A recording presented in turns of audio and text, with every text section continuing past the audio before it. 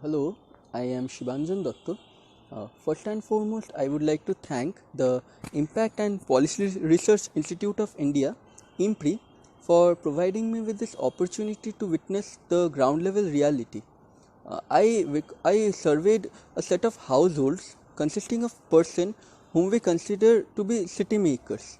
Now, understanding this plight of the city maker is a bit simplified by the fact that India as a country has been witnessing wild scale migration from the very first day the lockdown was announced. Colloquial economic models normally predict migration from the rural sectors to the urban sectors in search of basic opportunities. Now, this migration, which has been occurring from the urban sectors to the rural sectors, simply points at the fact that the life sustaining amenities for the city makers are missing. Now, during the times of pandemic, even social distancing and maintaining proper precautionary measures count as basic necessities. When I asked them whether they have received government supports or not, many said yes, and they acknowledged that it was very helpful for them. But complaints soon followed that some complained that the amount received was inadequate. Others said that they didn't have the documents needed to procure the benefits. And in some cases people were unaware, and they were unaware to the extent that they even didn't know whether they were eligible for those schemes or not. In the most pathetic scenarios, the whole redistribution schemes had been rebranded under some local political banner, and this disrupted the whole situation. Now, speaking in the lines of employment, this period witnessed a huge loss of employment. Many complained that this was owing to the fact that they couldn't reach their workplaces, and some said that they couldn't conduct their businesses. Now, given that they had rents to pay and other bills to pay, and their savings are fast depleting, many turned towards other avenues of earning income.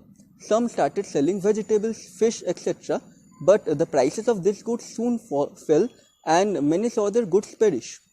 Now, given this, the women of their households often turned out to be the sole breadwinners of their families.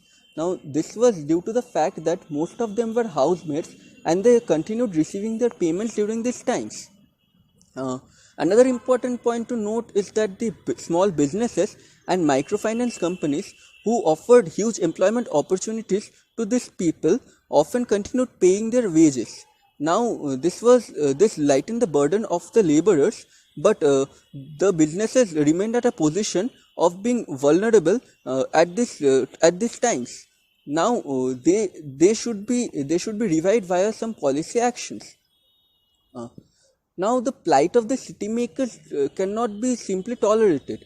The recent cyclone Amphan that hit parts of eastern India and West Bengal made us aware of this situation. The government themselves acknowledged that the manpower required to make things better was simply missing. Now, some positive perspective is that the social institutions often came to rescue. They offered voluntary food distribution schemes and also offered other basic necessities. And some commented that the local food distribution scheme at their locality ensured that their whole locality didn't go hungry. Now, these are trying times. Given the formal institutions has continued to fail our city makers, the only thing they look up to are the social benefits now. The thing which can revive the whole situation is strong policy actions, and this is the thing the whole country has been looking forward to. So, thank you.